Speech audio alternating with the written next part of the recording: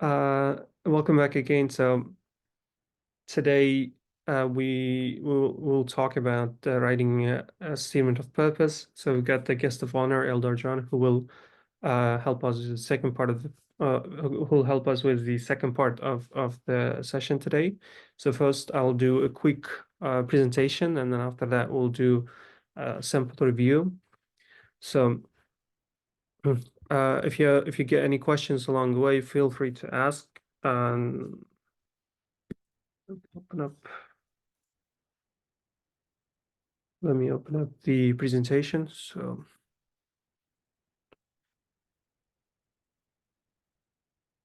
P. Can you guys see the presentation? Yes, we can see. All right, perfect. So it's about statement of purpose. The overall content for today is we'll walk through what the statement of purpose is and how it is different than a personal statement and a research proposal and all of that. And the main part of the statement of purpose or personal statement is the story or the storyline that you have. So we'll need to focus on that part and what your story is. And we'll highlight the tones of different SOPs and types of different SOPs and some attention mechanisms to grab the attention of the reader. And the final part is sort of like the review and revise. So first off, SOP is a statement of purpose. The focus of this writing is on the future purposes of you joining that specific school. So the highlight should be your purpose and how your past experiences led or somehow relate to that purpose that you have. And it usually highlights a future thing. So it's a one thing and one thing only. Its purpose. And the personal statement, however, is more on the storyline that is coming from your history that highlights you as a person. So a personal statement usually is asked when you're talking when you're applying to undergrad for your bachelor's degrees, and because you don't have a lot of experience and maybe you don't have much of a set goals for the future, you might be asked to write a personal story. This highlights your past and how your past has shaped up you to be the person you are.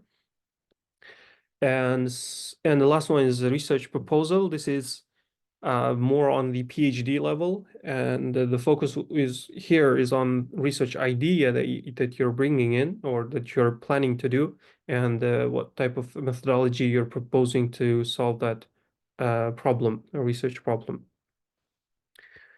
So we're clear on this, right? Yes. All right. Yeah. Yes. For masters, they usually require a statement of purpose. So this is essentially how your past experiences have led you to be the person you are, but more on the future goal that you have. So this kind of things, everything that you're writing may be a statement of purpose or slightly differently worded thing that they're asking, essay that they're asking. The goal for you is to tell a story, and you should keep the story smooth. So you can start with a bit of brainstorming. What story should I tell them? Should I tell them about that experience, or should I tell them about this experience? Or so you need to figure out and brainstorm about different experiences that you have had and how that sort of makes you unique as a person and how that makes you similar to other people. So in what sense? Some aspects of you defines you as different than anyone else, and some aspects of life makes you similar to other people. Like, for example, feeling different emotions, right? At the time of difficulty makes you feel stressed, makes you feel upset with certain things happening in your life. So these are the things that make you similar to others, and it is totally fine that you highlight such kind of emotional points. But also, there should be some aspects of your life that makes you unique to your from anyone else. So that is where we can start with it. Like, what is the scope that I should be covering in this statement of purpose? So that's what you should start with. So there is a like I went through some in order to understand how to talk about SOP. I went through several things, and I ended up finding one book. It's I'll share the book with you later. I think it was called like How to Write a College Essay or something like this. And the book highlights mostly university admissions for bachelor's degree. So it's not necessarily perfectly aligned with your goals, but it is still good enough to get that as a baseline. So I couldn't find anything more better than that as an alternative. So for more on the brainstorming concept, you can refer to the book. And so as you are generating your scope, as you're understanding what story that you want to tell them, you can sort of try to extract different values for yourself from that story. So those stories are the experiences in your story. Is it telling you that you have determination? Is it telling that you have resistance? Is it a good value? Is it a bad value? So these are the things that you can extract as you go on and try to find the scope of your story. And there's a whole bunch of list. There's a bunch of different values in the book that you can refer to. These are some examples there. So different tones of SOP. Again, it's about storytelling. Okay, it's about you've got a good, nice story. You need to keep that story in the flow, and then you're trying to tell that story. And storytelling is very much like you can think of that from a movie perspective. So when you're watching a movie, there is one story that is unfolding throughout the movie, right? So there is a narrative approach, there is a montage approach, or rather a tone in the story, let's say. So the narrative approach is about cause and effect. So one moment leads to another, and then another moment leads to another. So one moment leading to other, another moment leading to other, another moment leading to other on the timeline.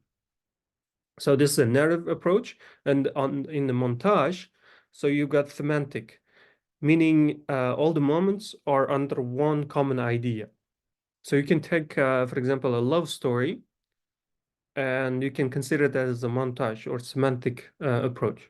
So the love story there, if you think about it, so there is several gestures. I think that's coming up later in the presentation as well. So there's several gestures um, in that love story. So a girl gives a boy some sort of a guy who gives a girl some sort of chocolate or flowers, right? So, and then time it continues on, and they exchange more gifts. They go on a date. They watch movies, and then they go to a restaurant.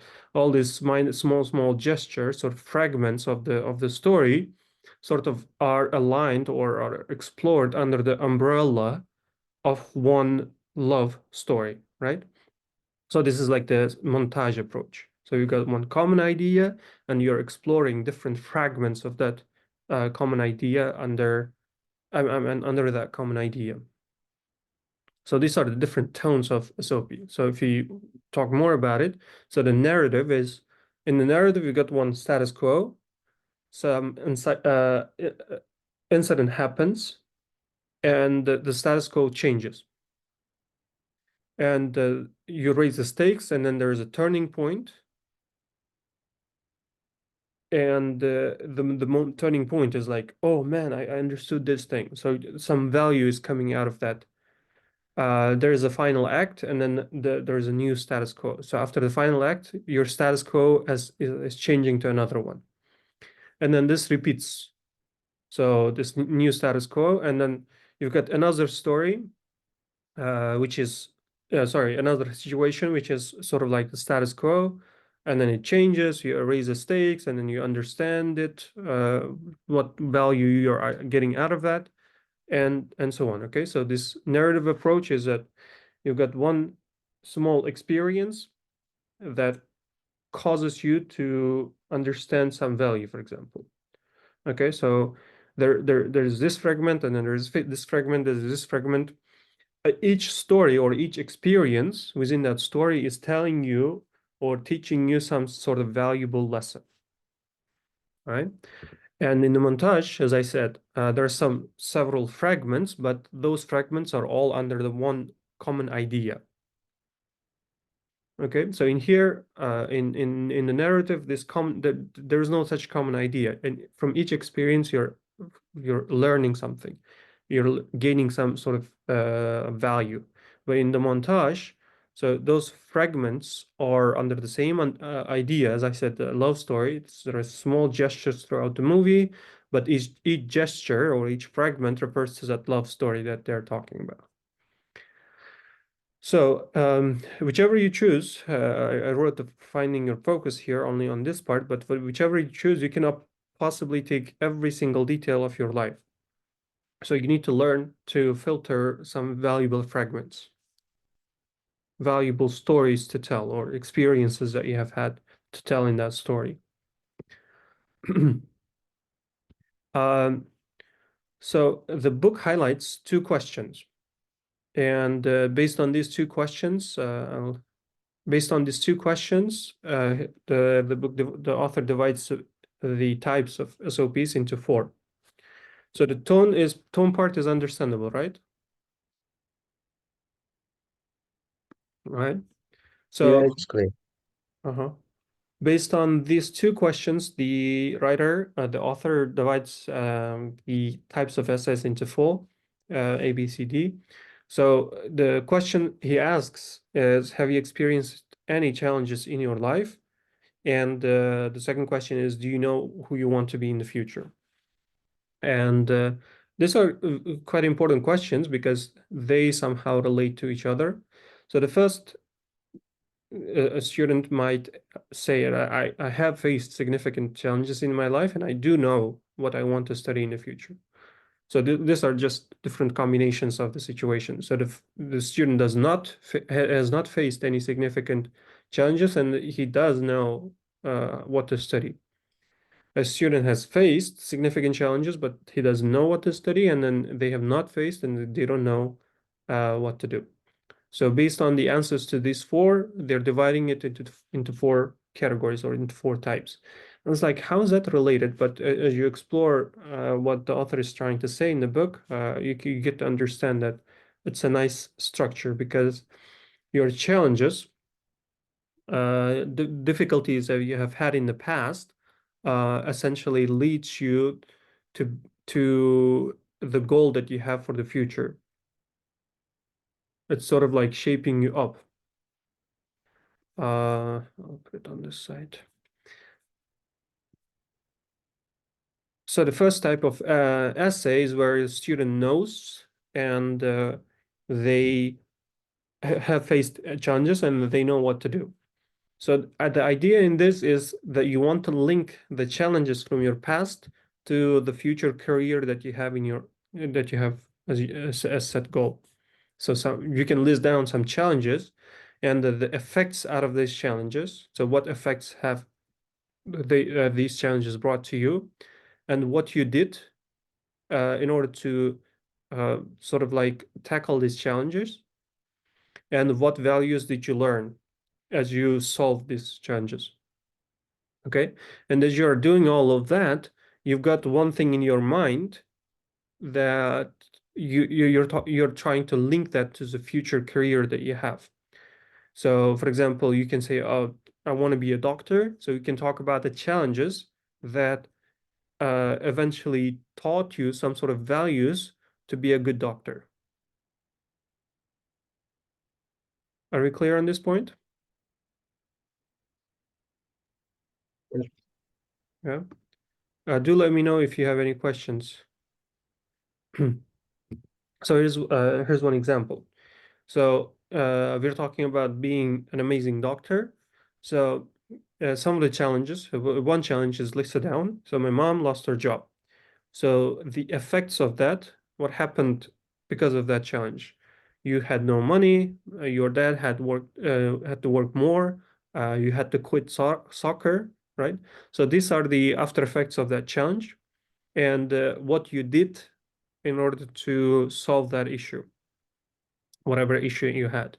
You got a job. You taught yourself how to cook. You play with your brothers and all that, right?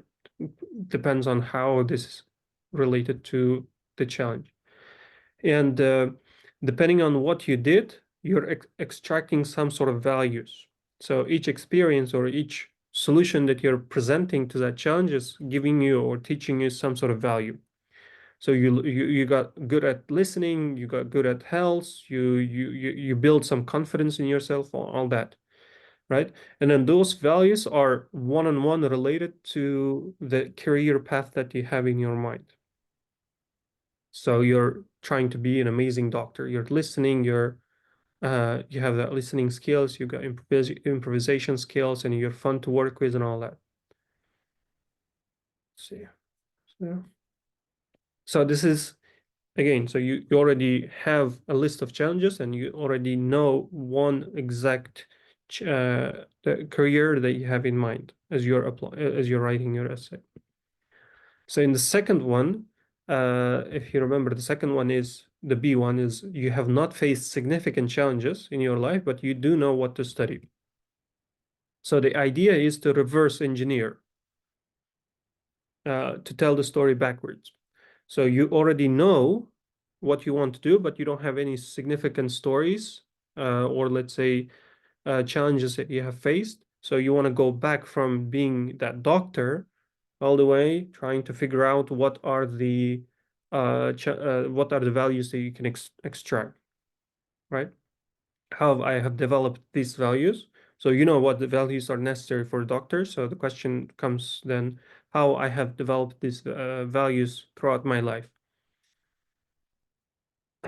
So essential values of a great chosen career, like a doctor. So what values are necessary to be a doctor, and what insights you've gotten out of this uh, out of these experiences. So here's an example.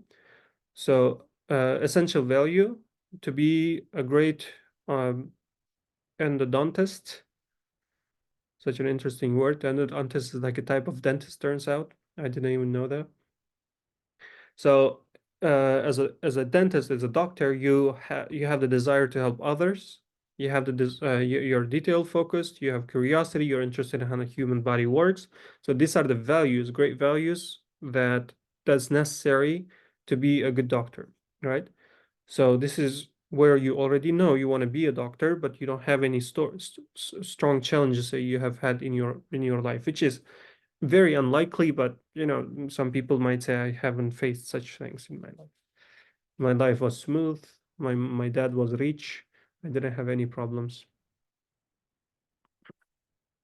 So then how you have developed this skill. So after school, you did math tutoring, right? And which can be very necessary, which can be a good example for many of us here who have done additional tutoring outside the university.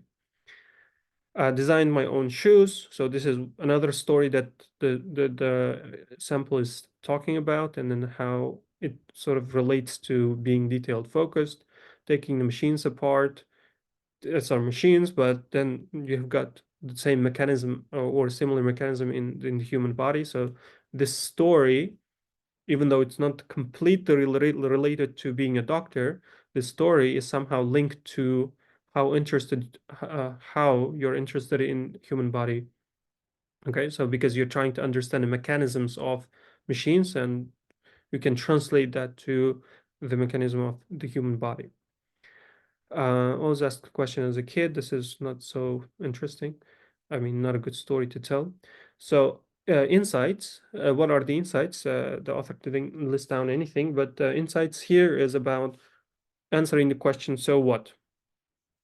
So all of you have studied what IELTS essay writings, and in the main body part, you've got the opening statement or the topic sentence of the paragraph, and then you've got supporting statement or the supporting argument for that topic sentence.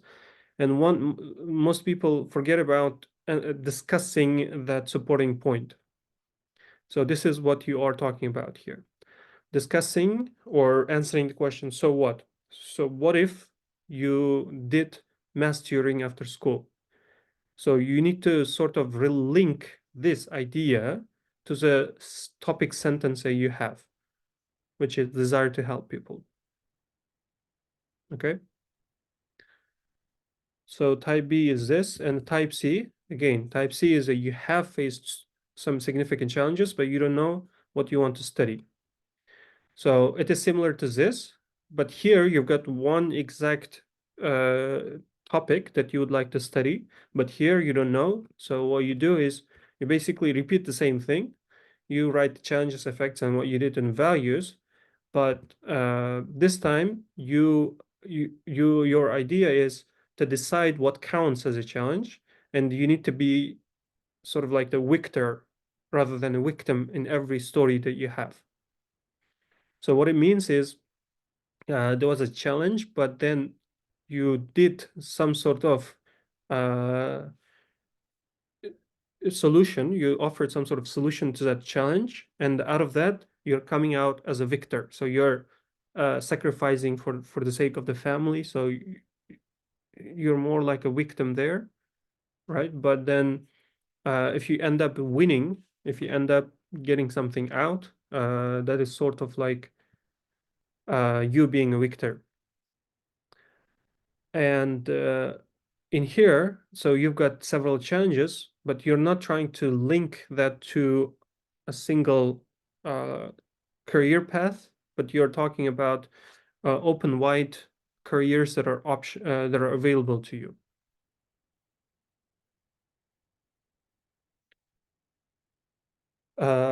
These are some tactical components, and you usually get a better understanding when you're seeing that in the example. So type D is where you don't know what challenges you have faced and you don't know what you want to be. So here everything becomes completely open-ended because you don't have a specific list here, you don't have a specific list there. So it's like super open-ended. So then idea would be to focus, to find a focus or focusing lengths that allows you to discuss a wide range of values.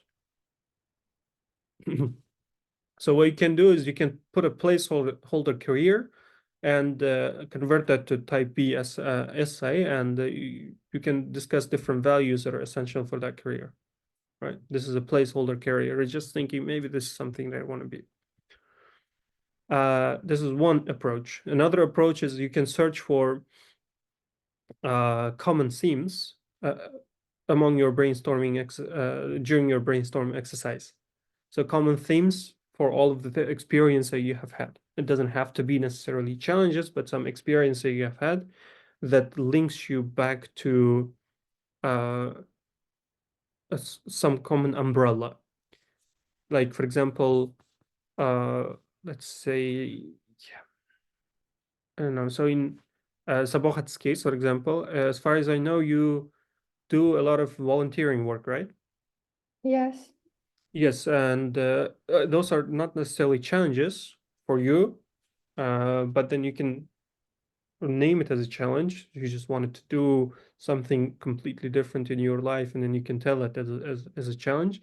But if you don't see that as a challenge, all of these volunteering activities can come under the umbrella of helping young kids or helping women in particular. Okay. So another option for you is these are different options. Okay. So when you don't know what challenges you have and you don't know what you want to do, so you're trying to go in one of the paths that is listed here. You can look for interesting contradictions. Contradiction is like you do one thing, the outcome is completely unexpected, opposite of what you expected.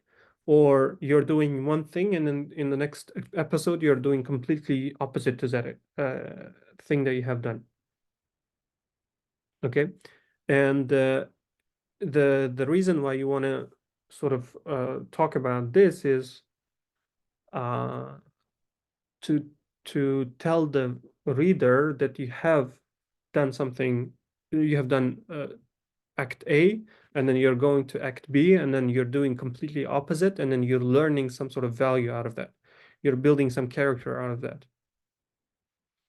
Another option would be to look for a potential negative and how you can turn it to a positive experience. It doesn't have to be experience, it can be anything negative turned into anything positive. The experience is a good one.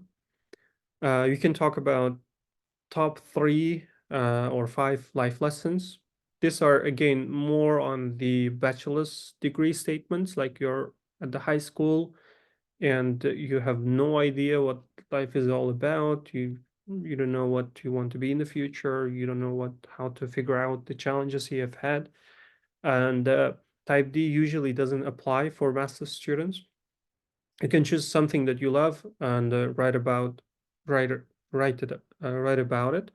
And in here again, this is completely for bachelor's degree, and I do not suggest to go for type D because we are talking about this is more like a personal statement, all of these things.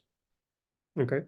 So essentially, you're indicating you don't have necessarily you don't have a purpose, you don't have a career goal, and therefore you're just talking about like going with one of the options that you have.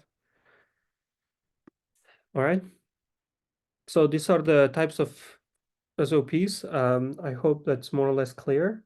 So the idea is again is um, to link some experiences from your past to the future goal that you have. Okay. Um, so let's move on. And some attention mechanisms. This is about your the opening statement for the whole essay. So as we know, there's something called a hook. I think you guys have already taken classes in academic English and that you've already talked about a hook. So hook can be a big question that you want to answer. It can be a problem that you want to solve. It can be some sort of a metaphorical image that does not make sense in the beginning, but as you unfold, it becomes more and more clear. Um, I'm not a big fan of the metaphorical approach, but many people use it. I don't know if Eldar has any point on that. A metaphorical opening, Oh, like, yeah, I think it can be a good approach, but you need to make sure that it's logically connected to what you're saying, to your story, right? I've seen yeah, not several, many statements of purpose and personal statements where uh, these people start with some kind of quotes they like or some kind of proverbs they like, but it kind of doesn't really capture the essence of the stories they're telling. yeah, So it's like you just need to make sure that there's a link between whatever you're saying, the metaphor that you're providing in the beginning, and the yeah. stories that you're telling. And if it's there, then it can be good. Okay. Otherwise, and it also depends on, I think, the um what the fields that you're applying for. And I'm just assuming that most of you guys are more on the, concrete side of things, scientific side of things, so metaphors may not really work. I mean, if it's uh more like artistic stuff, creative stuff that you're going for, then the metaphors could work really well. Right. But if you're doing like you know economics or something like that, then I'm not sure if it works or not. I mean, you can still pick a good metaphor, a good quote or proverb or whatever, But you know, it has to be good, linked, clear, and logical, I think. Yeah, I agree. That's very nice. It's very important that you keep the story flow of the story. Um, so I remember one of the, I think that was like long back when I myself was applying. One guy was talking about his statement of purpose and how he used the metaphor there. He started with talking about breadcrumbs, and he was saying he collects the breadcrumbs or something like this, and he was trying to relate every aspect of his life as or every story in his life as a small piece of breadcrumbs, and how he collected all of that to sell, essentially to sell the story. It was something like that.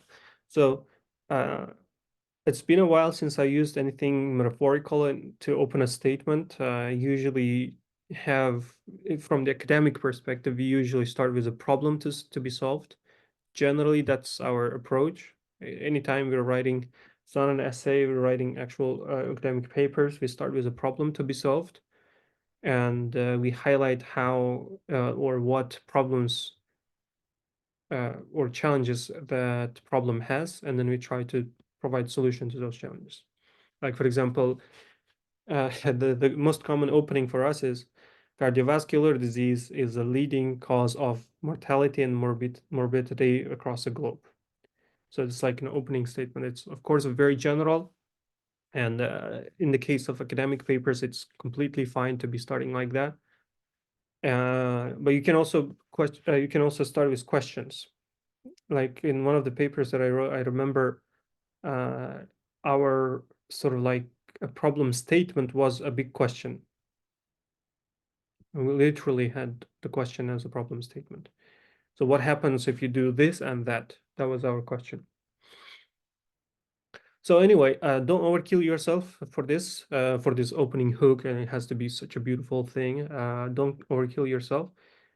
You can come back anytime, much later in the story. Once you have unfolded the whole story, once you have got the first draft, you can come back and revisit every single aspect of the writing. And most of the time, your first draft is completely trashed out, and then the one that you end up with is it's like 100% opposite of what you have started with. Um, so don't be afraid to make changes after your first draft, but don't be stuck on the ideas that you have had. I think, Eldar, do you remember the time that we wrote my statement of purpose? You're helping me, and how many changes that we have done on that? Yeah. Well, I remember you hating me for mentioning the problems, but yeah, it usually you usually go through like several drafts, not even two, like three, four, five, and I don't know when you guys are applying, but it's a good idea to start like at least a month before you're supposed to send it, maybe several months, so that you can, because you can just leave it once you do one draft, you can leave it and go back to it in a week or so with fresh eyes. And yeah, but generally, yeah, I agree that it kind of gets trashed and um, you will end up with a completely different thing then. Yeah. Yeah. But again, most important thing, many people underestimate this for the whole thing is to keep the flow of the story. So the statement of purpose should unfold a story. I don't, I already, like as an admission officer, I already have your CV on my hands. So you don't need to repeat exactly the same things that already have on your CV. So it should complement the CV from the from the humane side, let's say. So it's more, CV is more like a technical thing. It's the bullet points of your life. But this is a story of your life, essentially. Okay, and you need to keep the flow of that story. So, and the final part is you need to always revise and review and revise it. The first draft, as I said, goes into trash at the end of the day. So, one thing is once you have highlighted the first draft, is once you have written the first draft, highlight the first sentence of each paragraph. And again, each paragraph in the official academic writing. So once you have a paragraph, the reason to have a paragraph is that that paragraph has some point that it's trying to make. And that point is highlighted in the first sentence. It should be written in the first sentence, something called the topic sentence. And us instructors know that much better as they're teaching. So that, but this is not necessarily specific to IELTS. It's for any sort of writing in any language that you do. One paragraph, the first statement is explaining or summarizing or introducing the whole idea in that paragraph. Okay, you're not playing jokes here. You're not trying to give some vague idea and then going on giving the final explanation of those ideas in the conclusion part. No, like it acts it becomes a bit boring, but it's necessary that it becomes boring because the first statement should by just reading the first statement I should understand your paragraph. So highlight it and then revise it uh, and see if that first paragraph, first sentence sort of encompasses or summarizes the whole paragraph. So you need, once you have improved that first sentence of each paragraph, then you can revisit the rest. And it's highly suggested that you have it read by other people around you, your family members, your friends, your teachers. They'll give you a different view of uh, different perspective to your stories. They might give you some comments. They might say it doesn't sound like you, and it does. It should sound like you. And yeah, so that's why it's necessary to start much earlier, several months earlier, so you can play around with this more and more. That's pretty much it from the presentation part. Do we have any questions?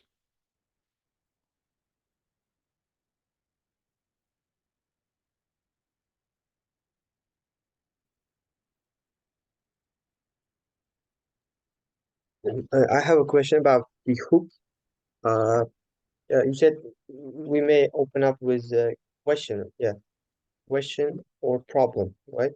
Yeah. Uh, we consider like writing a question. What type of question should be like? Should be question about our purpose or what? I didn't get.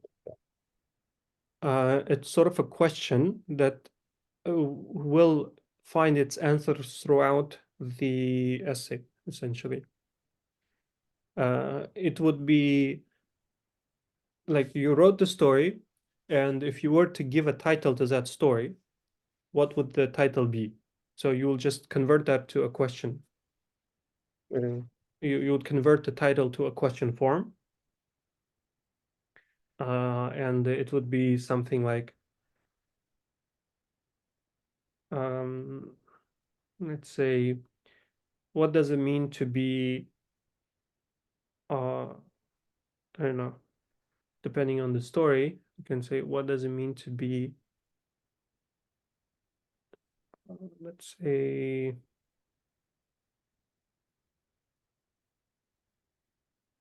it would be a metaphor. I can see a cucumber in front of me, and I'm thinking, what does it mean to be a cucumber? uh, let's say in the case of Sabahat, right? So I understand that she's helping many young kids. So what does it mean to be an idol, for example, or idle is much of a bigger word, but let's say we can take that word. What does it mean to be an idol? So that can be your question opening, like opening as a question. And you can talk about the stories in your life and how you are trying to be a better person or a better idol for the younger community. Yeah, I get it. Thank you. Okay.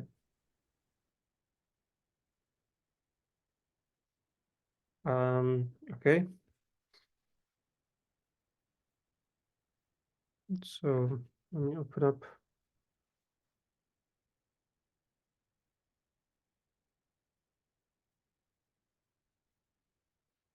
So this part one, the presentation part of the essay. So this part is the second part, so to say, where we've got a sample from Sabuhat, and thank you very much for bringing it to our attention. So we're gonna need Eldar's contribution a lot here. And I haven't read it as the first time I'm reading it, and yes, Sabuhat. Just a note, like this was D part, D type, I guess. It was not polished, but after your presentation, actually during your presentation, I started writing another one. It's in the bottom. It would be great if I can get like two. We can go through this too. All right. Okay. Yeah. Thank you.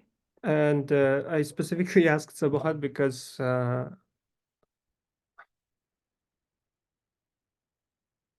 her field of expertise is sort of aligned with mine, so it's easier for me to talk about and to move around the topic. And with Jasmina's or with Small John's case, I mean, Small John's is also it's closer to mine, but Jasmina's and the other two guys' fields are like too far away from me, so it's not that easy to move around.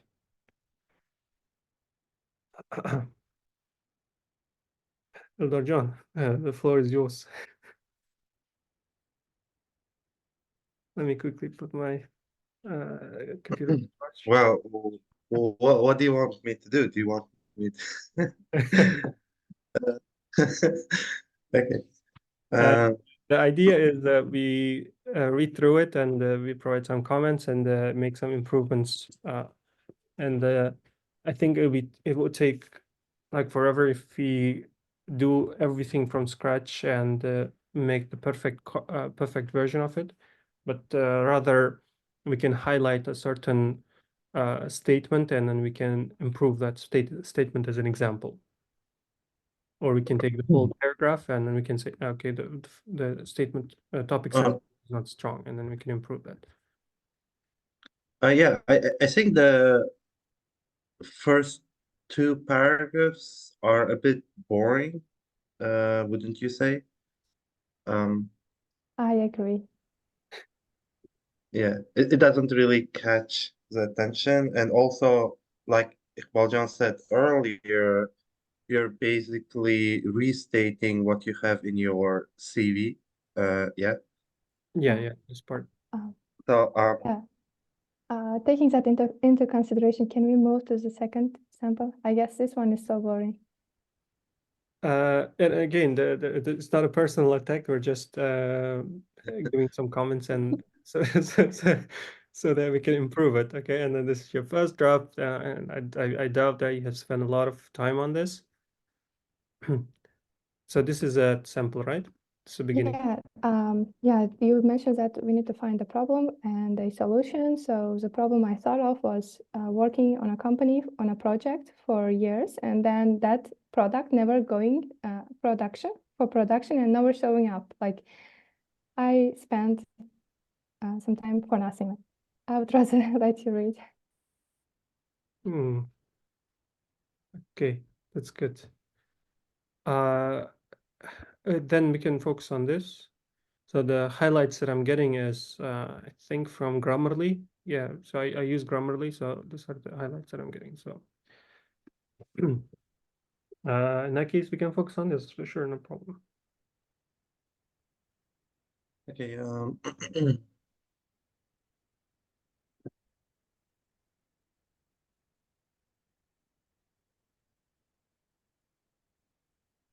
Okay, so here,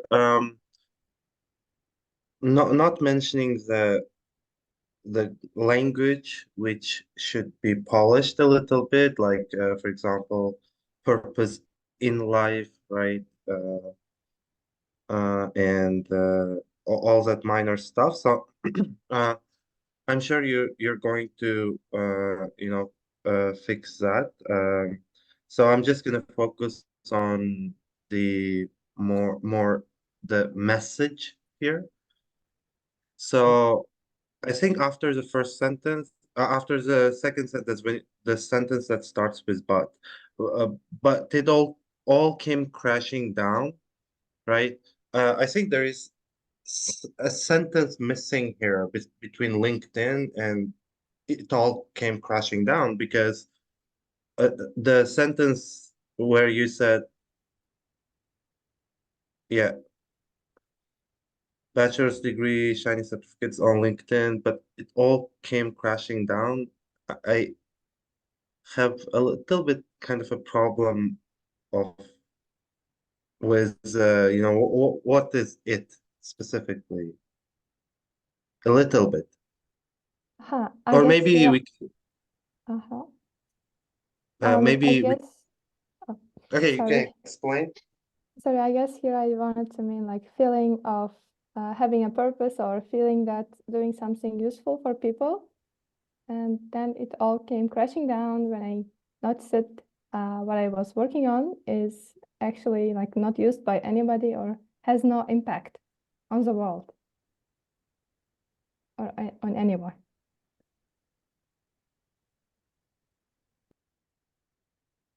Oh, well, yeah, that's what I'm saying. That information is missing here. Okay, yeah.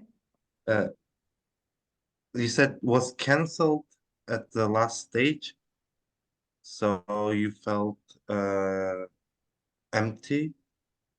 Uh-huh. So can you leave a comment here, like to mention what it is? I think yeah. Now I get it a little bit, but it could be a little clarified. Okay. Is there something that we can sort of add here to fill in the gap? Mm,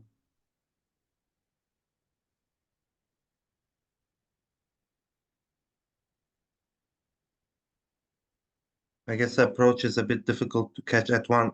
Yeah, yes, you're right, Jasmina.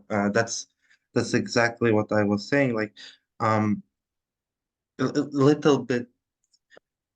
When you read it once, yeah, yeah. So the idea here is, you shouldn't expect the admissions officers to read your essay twice because I'm assuming they will have hundreds of essays to look through. And if they don't understand what you mean, they're not gonna go back and reread, I'm assuming. So again, I don't know what they do, but I'm assuming they don't. So that's why it would be maybe we need to reorganize some of the information here. Okay. How can we do that? I'm thinking about it. Nothing is coming to my mind.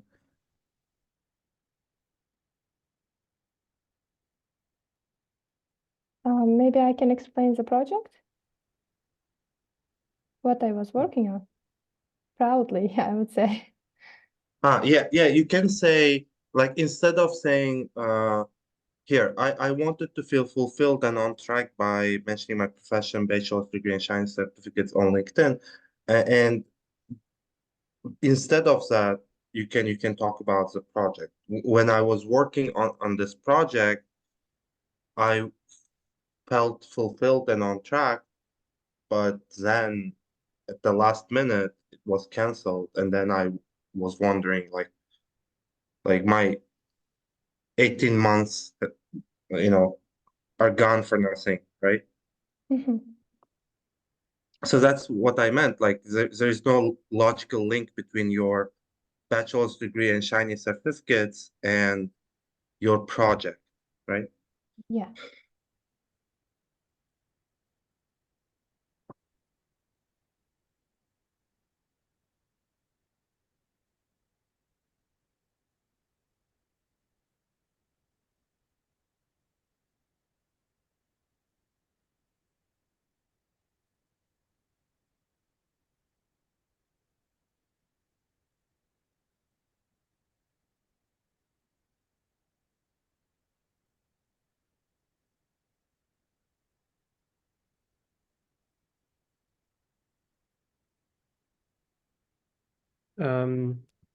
I'm going something like as a lead in the name of the project.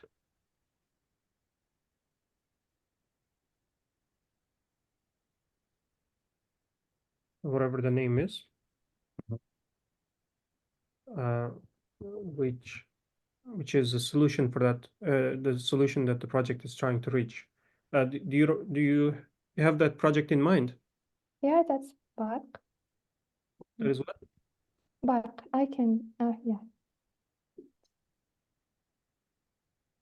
Okay. And That's what? delivery system basically. But then we need to talk about how that Bark is solving a problem. Um,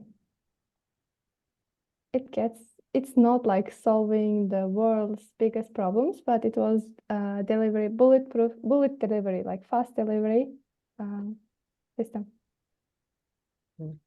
When you say bullet delivery, I had something else came to mind.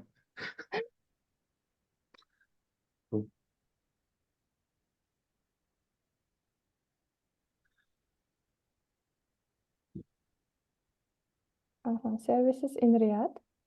Should I mention? Yeah, maybe.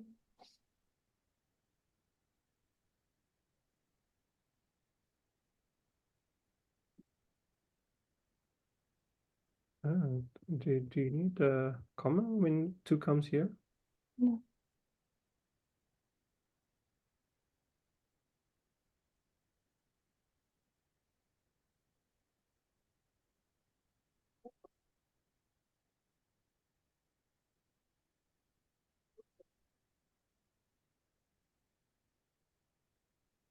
Oh, I already have certificates. Yeah. Let's see. We can just remove the LinkedIn part. Like it's the first draft, so it doesn't sound right.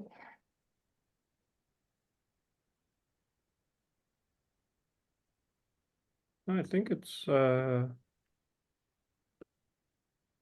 feel like it's a fine thing. Because LinkedIn does put, I mean, if you go into LinkedIn, which I am usually at, I don't use much of the social media, but I'm mostly on LinkedIn, and most of the time you see accomplishments. Okay. Accomplishments, yeah. Most of the time you see accomplishments on LinkedIn, so you're highlighting that bragging about everything on LinkedIn made you feel complete. Yeah. I don't know if you were a lead or not. In the I project. was. You were okay, good. I just said that being a lead is usually a good title, therefore I was starting with it. But then, lucky me, Yes. I got it right.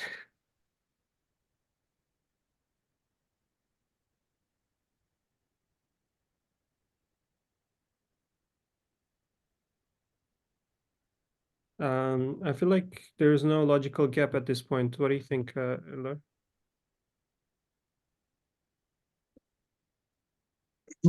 Um, everyone is looking for.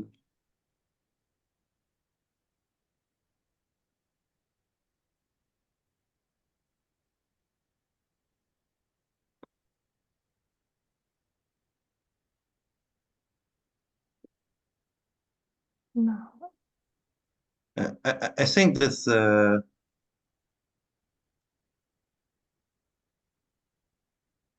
I still have a problem with degrees, certificates, and shiny accomplishments on LinkedIn.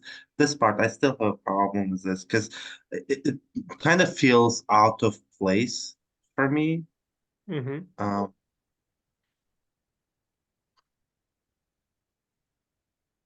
it's breaking the flow of the story.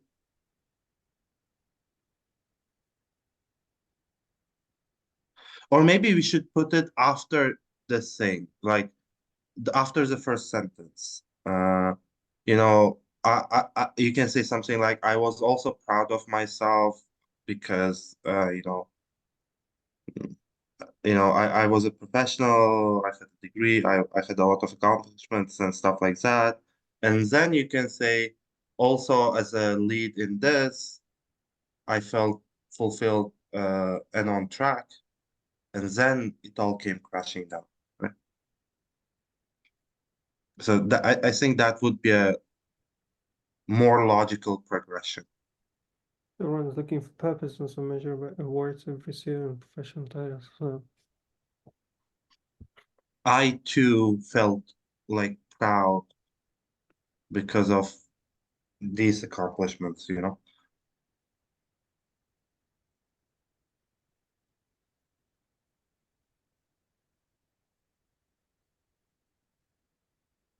Hmm.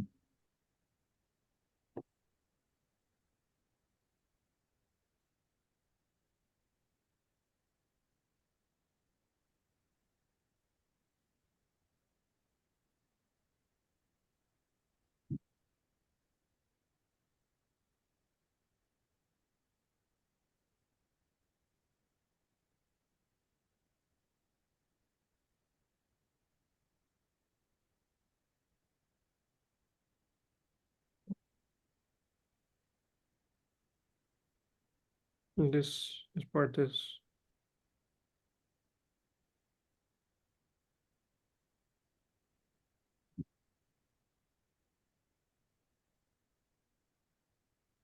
that's why I use Grammarly. I just click on it and it gives you some options.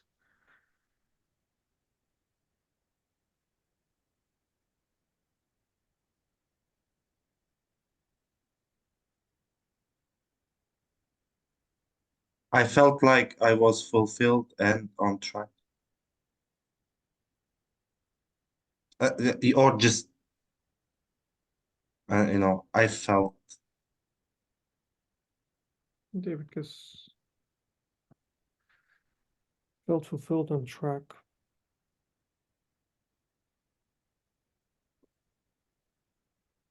or maybe I appeared to be fulfilled and on track because Yeah, in the next paragraph, she was saying these things, right? Like yeah. everyone is looking and seeing this perfect facade, but no.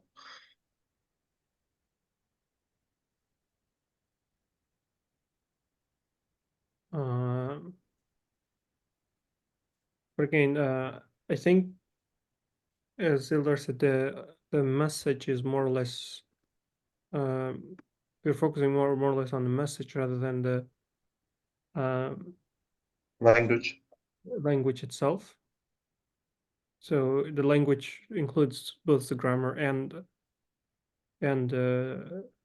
lexical resources. So you might want to improve that further on.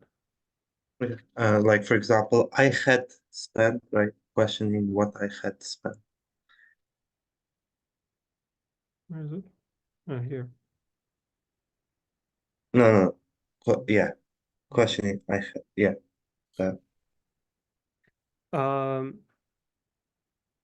But as an opening, this is now much better than the first draft that you had above. And It's still a bit too vague. Yeah, I was going to talk about that part also because everyone is looking for a purpose in life. It's like everyone is too general, I would say. But it's still, I guess it looks okay now, yeah. like more okay than it was, but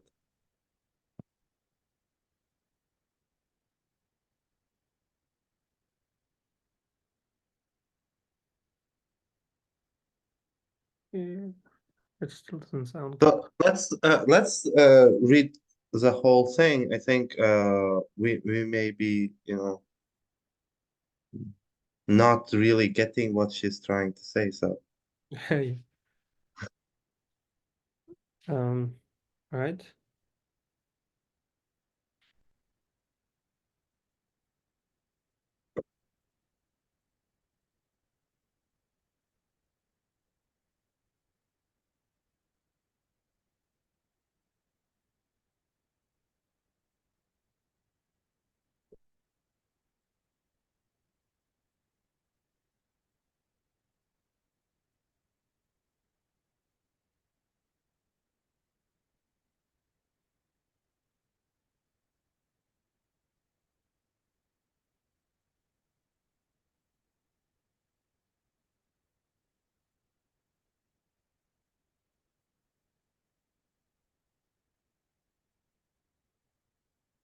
oh, okay.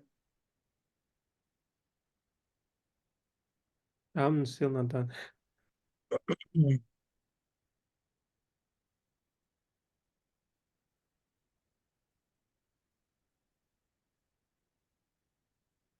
But I think there's a good flow slowly unfolding. Yeah. I like the flow. Yeah. But this it could be written in a much shorter way. I'm thinking if we polish it a little, it will become like half the size it is now.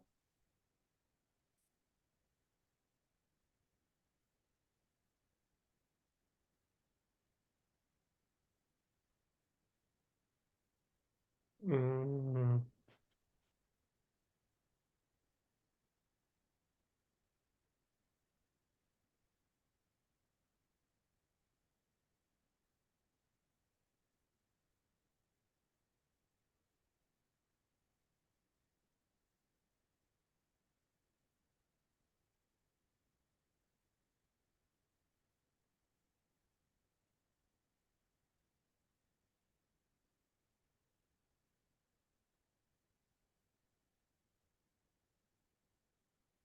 Can we go back to the beginning? uh, I don't think this part is has any value. Yeah. This we can I was delete that. thinking we can add value to it by explaining why I like IT or something. I thought like maybe it's a good place to show how interested I am in this field or passionate I am. That's a good point because later she says, Moving to like, how can I link IT to medicine, right? So she wants to work both in IT and medicine, so might be a good thing to explain why.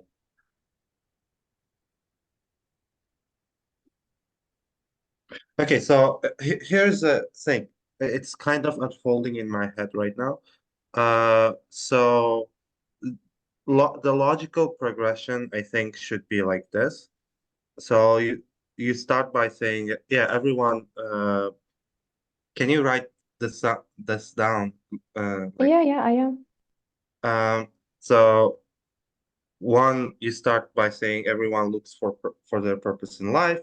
You can say, for a certain period of time, you thought that IT was your purpose and you were working on it, you were successful, you were working in a big company, and then everything came crashing down when the project was discontinued, right? Then you started wondering, and then you went back and you started thinking, like, what did I want to become in my childhood? Then you said, you came to the idea of, okay, medicine. Now you're linking medicine to IT. So I think this is a logical, clear progression now. And this also gives you the opportunity to talk more about your background in IT.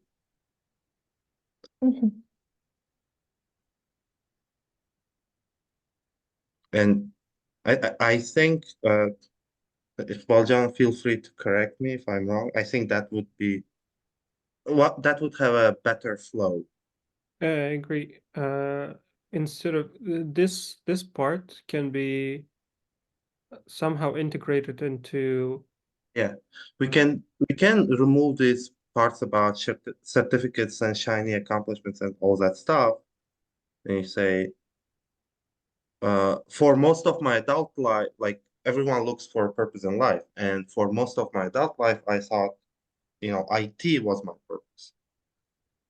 And this thing happened, and then I had to reconsider my life, and then I came to the decision of medicine. But you still didn't want to give up IT, so you wanted to somehow, Yeah, connect. that makes sense now. Yeah.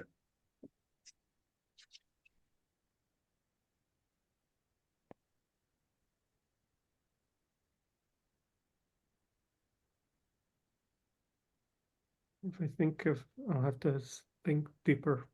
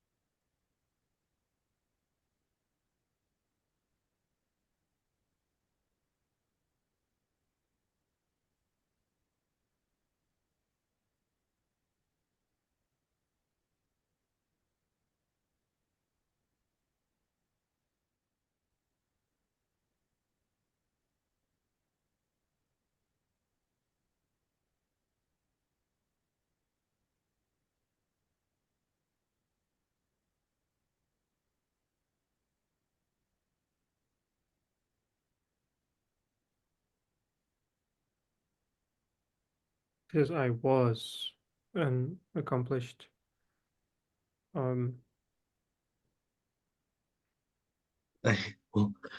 What? I mean, she wasn't she? no. What I mean is like I appeared to be kind of statement there. Yeah. Okay. Okay, I'll remove it. Maybe we can say accomplished IT professional, like quotes should be around accomplished, maybe. No, I mean, you don't want to you don't want to undermine yourself in the eyes of the admissions officer, right? Yeah, makes sense. You're like, Have some confidence, come you're on. you're basically saying, yeah, I know nothing about IT, Okay. Okay, I'll remove it and then I'll remove a pure statement. Yeah. Okay. Don't listen to Ikboljon. Like he's doing his PhD, he's uh comparing, to himself.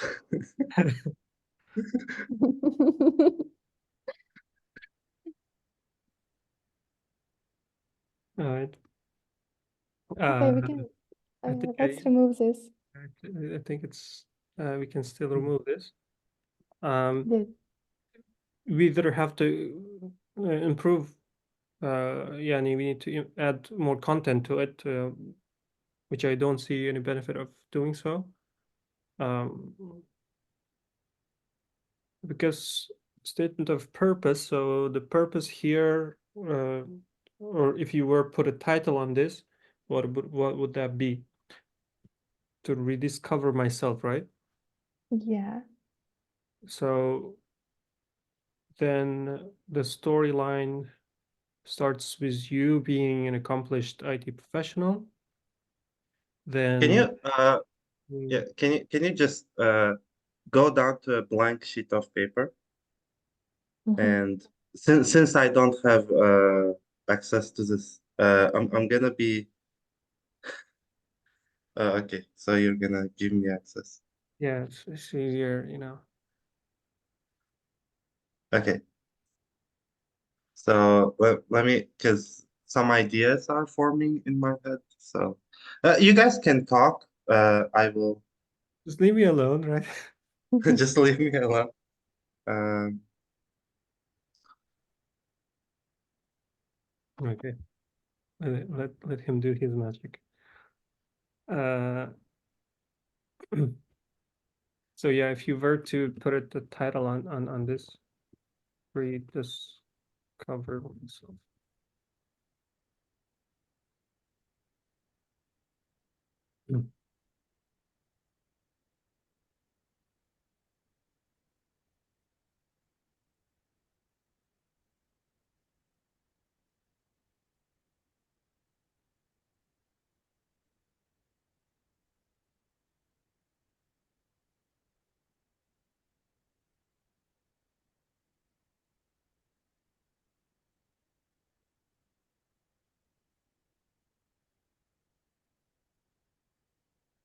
Yeah. And this event immediately refers back to this crashing down point. So the linkage is also easier if you remove the one in between.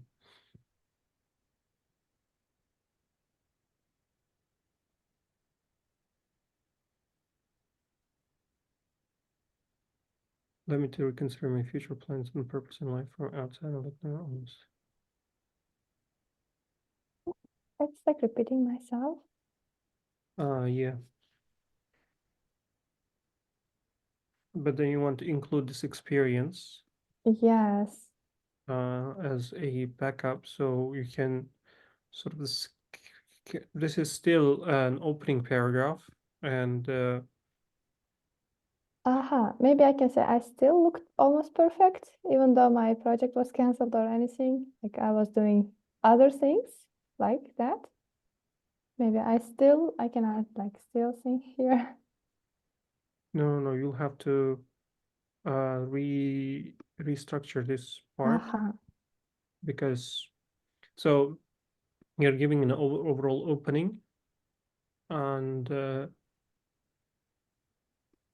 this is actually again a answer to you, Ismail Jan, when you said, "What do you mean a question?" Right? This is a perfect example for that, in terms of the hook as a question, questioning what I have spent on. So, where is it? I spent 1.5 years working on the project. I was canceled at the last stage, leaving me feeling of emptiness, questioning what I have. So this is sort of like, it's not a literal question, but you're putting a question, you're questioning yourself there. So by doing so, you're also questioning the reader. So I can expect now in the rest of the essay that you will try to answer this question, why I have done this. okay. So if you guys if you can go, I was thinking of this. So this could be a small introduction, right? Most people spend their lives pondering what their purpose is, or like again, to help Ismail John understand, you can actually start with a question like, what is the purpose of life, or what is your purpose in life? Most people spend their lives pondering this question, right? Like you can start like that if you want, right? So and then for most of my adult life I thought it was like IT, and then there was this unexpected turn of events, and I had to reconsider everything. So here, you can first talk about your background in IT, how you got interested, where you studied, what you did, your accomplishments and stuff. And then you can talk about your career in IT and what happened with your project and how it made you feel. And then you can go back to, you were saying in one of your paragraphs, like you need to go back to the beginning. When something bad happens, you need to go back to the beginning, right? So you went back to the beginning and you thought about medicine, uh, and you said you started thinking, how can I connect IT and medicine, right? And then Yeah. after this, you can, I don't know, I feel like before you conclude, there should be another paragraph where, I don't know, maybe you talk about how the university that you're applying to is aligned with this Purpose. idea of yours, right? And all that, and then you can conclude. I think it's kind of a rough scale. Of course, it will change as you write, but based on what I have read in your first draft, I think this could be a good next step. This plan could be a good next step. And once you write this, right, then you can again look through, give yourself a few days, and then come back and look through, and you will immediately start seeing the problems. Because when you have the thing that happens in writing, whatever you're writing, it can be a simple essay or an article or statement of purpose, whatever. What happens is when you get an idea, when you get a kind of a good idea, you kind of get wrapped up in it. You get obsessed with that idea and you stop seeing the problems. The good thing to do is, take a step back, and then take a break and come back. Then if you look at it with fresh eyes, then you start seeing the problems, right? And that the essay that we saw was your first draft. This could be your second draft. And once you finish writing this, then you can take a couple of days off and then come back, then you will see problems again, you know. So this will give you like a 10-15% improvement over the first version. And then you can improve until you have to send it, you know. I think. I think this is a logical progression. What do you think, Walter? Yeah. So the goal that we're trying to reach at is, instead of starting to actually write it, you're still in the brainstorming section right Thanks. now, trying to find how to unfold that story that she has. So we understand the story now, and we're trying to put the story in an aligned form so that as you read, there's some flow in there. And at this stage, when you're writing this down, at this stage, you don't even have to worry about the language. You just write it down. And then once you are satisfied with the story itself, and then you can start polishing the language, make it a little bit, the language does not really matter, but it's better if it's nice and clean, uh, you know. So yeah. Yes, yeah, thank you. And yeah, to the point that he says the language doesn't really matter, I I can talk from from experience. So I was doing an interview with you're doing the foundation, and they're testing my madaniyat and marifat component of me, basically, right? And in that respect, the people who are testing me are linguists, Uzbek linguists, and those who know the language very well. And in the beginning, I'm talking to them, and obviously it's very hard for me to talk in pure Uzbek and full Uzbek, and I was adding several words that were completely in Russian. So in the very beginning, the linguist was every single time he was correcting my language. So I was like, "Shu narsani shu narsani plan qilib turibman." So he was saying, reja qilib turibsiz." So he was correcting me from the language perspective. But then, as I was answering more and more questions that they were talking about, they got more interested in the content of the answers rather than the quality of the language in those answers.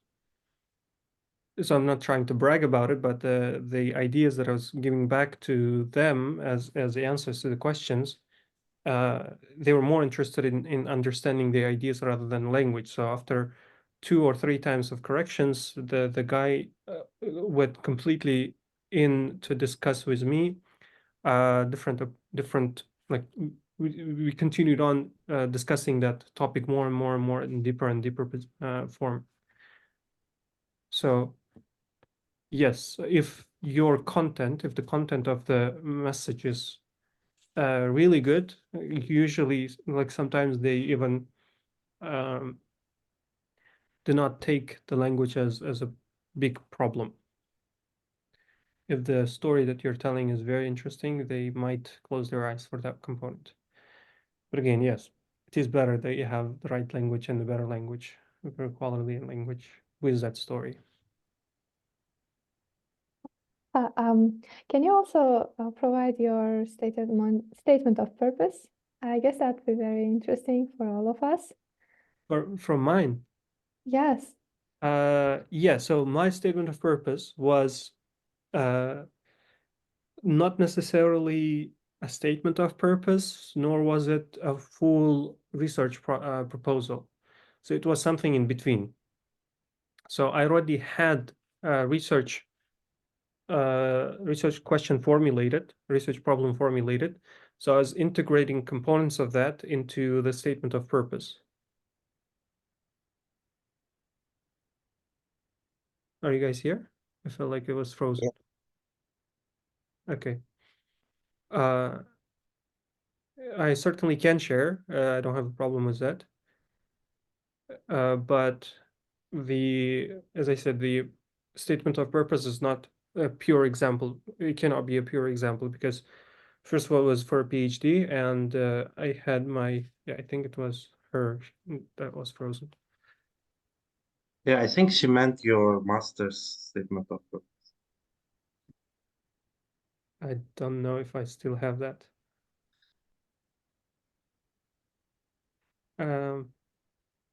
But it's better that I share the PhD one because I know that I have it, and I remember what I wrote there.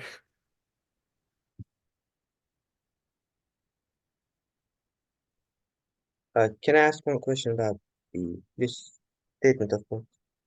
Yeah. In the paragraph 4, how unique can provide platform for the purpose? Here, should we specify the university and specific major here? Like, why we chose this major and how this will affect, how this will answer our question, something like that. Yeah, that's a really good question. So in here, one thing, Eldar, we are not talking about, especially for the masters, is listing down a few professors and all that. So there are 3 components at a university. It's the university itself, as a whole organization. There is the department that you're joining. That's more or less more specific to your field of study. And the third one is the team that you're joining. the research team that you're joining, and or the professor. So the team usually refers to the professor. So you're joining a professor's team. So let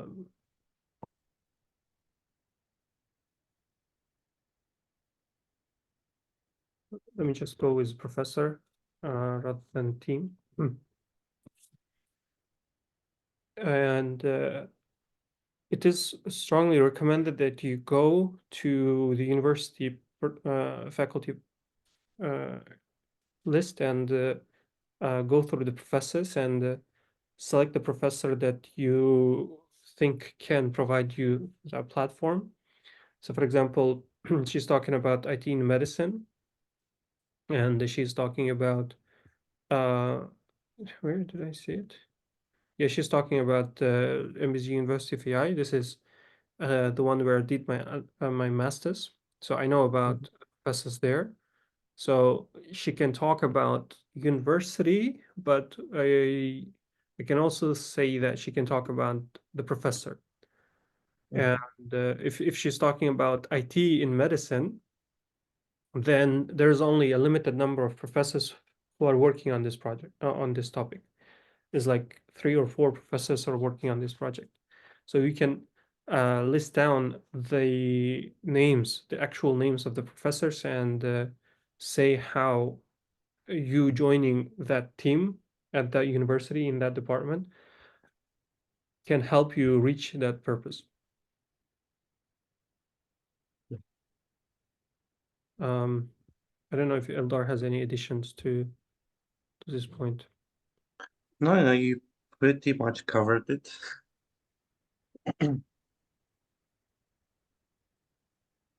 All right. And in the beginning of the essay here, if we consider the discontinuation of the project as a challenge, right? Where do we write about the value we have got from that challenge? From which one you said? Like if we consider the discontinuation of the IT project, as she mentioned in the first paragraph, as a challenge, Yes. uh, we also have to write about the value we have got from that challenge, from overcoming that challenge, right? Yes. Where do we include it? Which Sorry. paragraph we include? Yeah. That goes into your I think the value was she wanted to reconsider, right? That was the value. Yeah, exactly. Go back to the beginning. You mean here? Go back to the beginning. Look at it from a broader perspective. Oh, you're right. I thought you were telling me to go back to the beginning.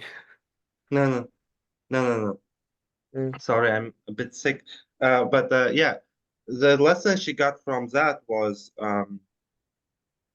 first she felt this emptiness because she had like basically nothing left. And then the lesson was, okay, like let me go back, let me take a step back and look at it from a broader perspective and go back to the beginning. And then she went back to the beginning and she remembered, oh, I actually wanted to be a doctor. And I think that was the value, I guess. Not value in the direct sense of, then I became stronger or I became more tolerant or I became more disciplined or something like that, but it's still some kind of a benefit that you got. Yeah, I completely agree on that point. So it's about this transition that came to your mind. That is a value that you're getting out of this experience. That the questioning yourself, questioning your life, essentially. Okay, got it.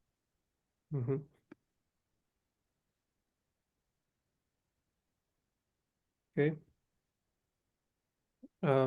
You back, Sabahat?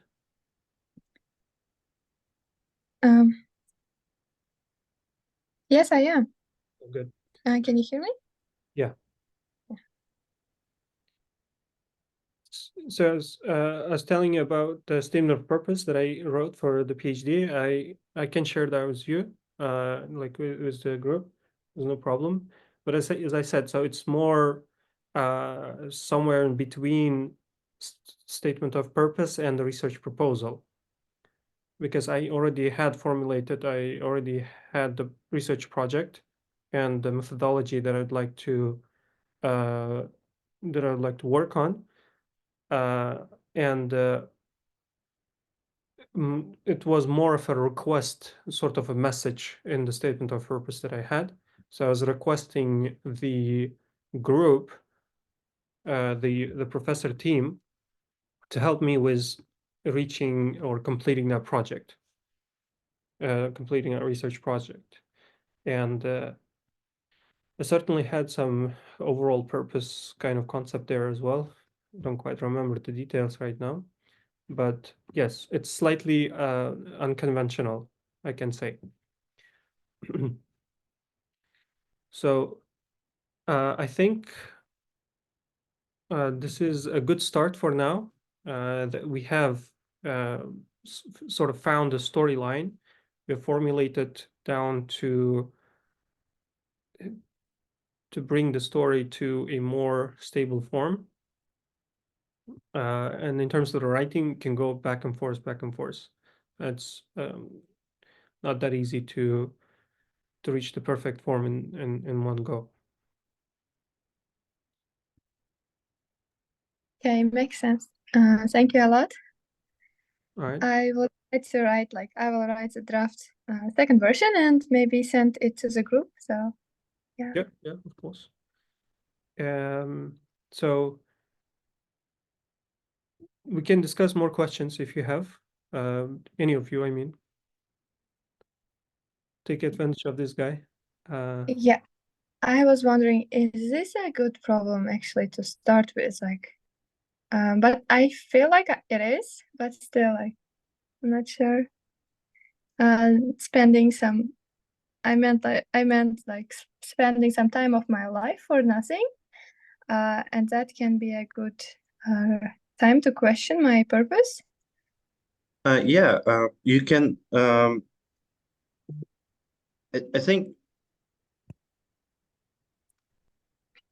I think it would be better if you like first write it fully and then go back. But one thing that you can do is to reframe it as this. You know how people have midlife crisis sometimes, Yeah. It's something usually serious happens, You can also, of course, in your case, it's not midlife, but still like mid-education crisis.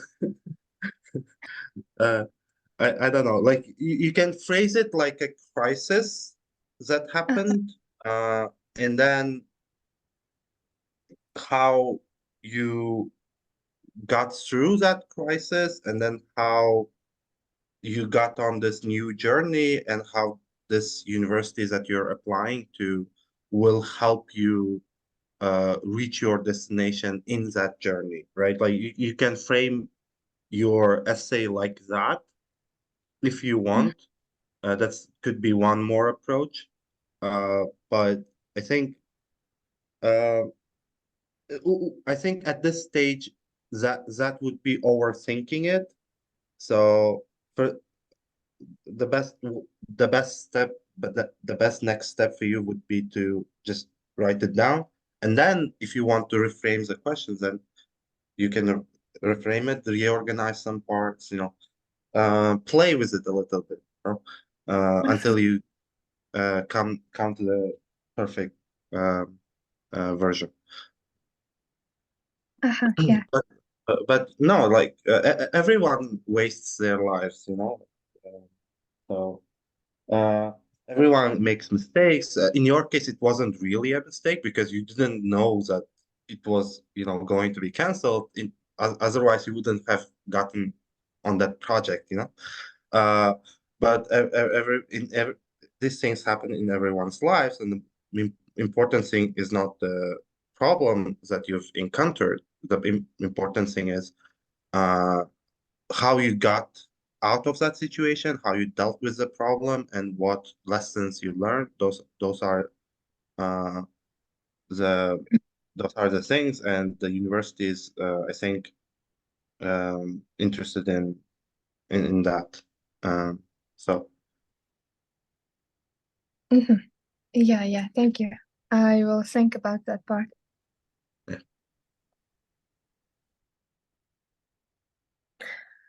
In terms of the length, like, is there any restrictions for the maybe 1,000 words or no, with words? That unless that the university will provide that information, the admission portal.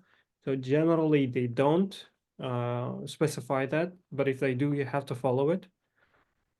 So from university to university, it may be different. It might be different, but if they don't specify it, then you can take the default font size, the default font and everything, and make it around 1.5 to 2 pages. Don't make it longer than that. Full 2 pages is also quite long. 1.5 is usually good. But do check the university admission portal, because sometimes they do specify. Sometimes they specify the uh, the font and the format that you have to follow. Sometimes they specify the number of words. But statement of purpose is usually more flexible. So there might be some other questions in the application that you'll have to fill in, and that might be limited with the number of words or characters. Okay. And one thing is, when you're writing down a university department or professor, please change it, or don't submit the same professor's name for all the universities, or department name to all the universities. Like, for example, if you talk about department, one department at one university can be called computational science, and another one it might be called computer science, and another one it may be called computer vision. And those are completely different subjects. But again, like, you're submitting to all of that, do make sure you change that. Sure, I will. So yeah.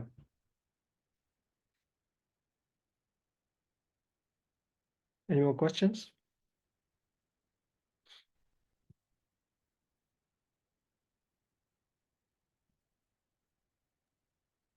Everything's clear for now for me. Okay. Jasmina, you're awfully quiet.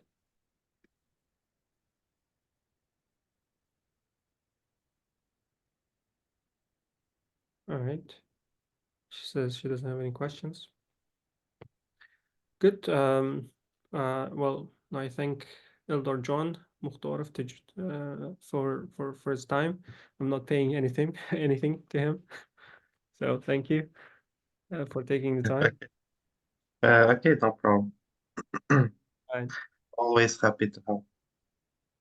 That's good. That's good to know.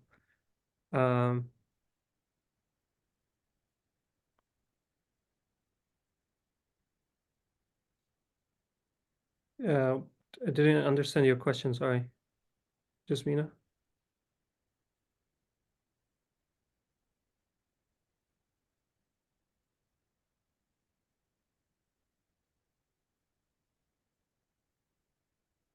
I think she will reply after 1.5 years. Oh yeah, she'll do the application much later. Yeah, you Yeah. can start writing your SOP now. Then you'll have 2 years to write the SOP. Sure. I think we'll stay in touch. You can find me on LinkedIn, and you can connect me there. You can connect with me there. So yeah, even after 1.5 year, if you're alive by then, yes. So yeah, thank you very much. That's the end of it.